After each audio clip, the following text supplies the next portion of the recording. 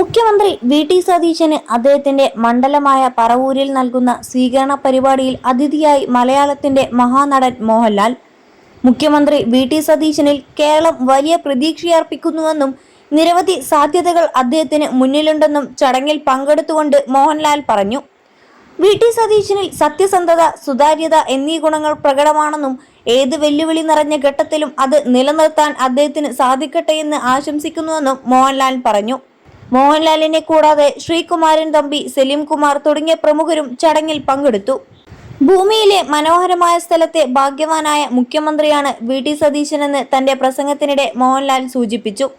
യുവാക്കൾക്കും കുട്ടികൾക്കുമിടയിൽ വർദ്ധിച്ചുവരുന്ന ലഹരി ഉപയോഗം, വർദ്ധിച്ചുവരുന്ന റോഡപകടങ്ങൾ മുതലായ വിഷയങ്ങൾ മുഖ്യമന്ത്രിക്ക് മുന്നിൽ ഊന്നിപ്പറഞ്ഞുകൊണ്ടായിരുന്നു മോഹൻലാലിന്റെ പ്രസംഗം. ഒരു ദേശത്തിന്റെ പ്രിയപ്പെട്ട പുത്രൻ നാടിന്റെ മുഖ്യനായി മാറിയ അനർഘ നിമിഷമാണിത്. ഒരാളെ മുഖ്യമന്ത്രിയാക്കാൻ നാടൊന്നായി മുറവിളി കൂട്ടിയ അനുഭവം ചരിത്രത്തിൽ വിരളമാണ്. കേരളത്തിനാകെ ഈ ഒരാളെ വേണമെന്ന് തോന്നാൻ കാരണമെന്തെന്ന് താൻ ചിന്തിച്ചുവെന്നും സത്യസന്ധതയും സുതാര്യതയും വി.ടി. സതീശന് ഉണ്ടെന്നതാണ് താൻ കണ്ടെത്തിയതെന്നും മോഹൻലാൽ പറഞ്ഞു.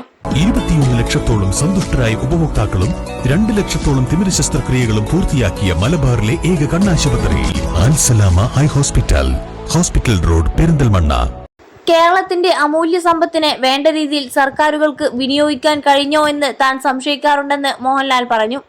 നമ്മുടെ നാടിന്റെ കല, സംസ്കാരം, വാണിജ്യം, വിഭവങ്ങൾ, കാലാവസ്ഥാ ചരിത്രം, പ്രാദേശിക ഭംഗികൾ എന്നിവ ഭരണാധികാരിക്ക് മുന്നിൽ വെല്ലുവിളിയും സാധ്യതകളും തുറക്കുന്നുവെന്നും മോഹൻലാൽ പറഞ്ഞു.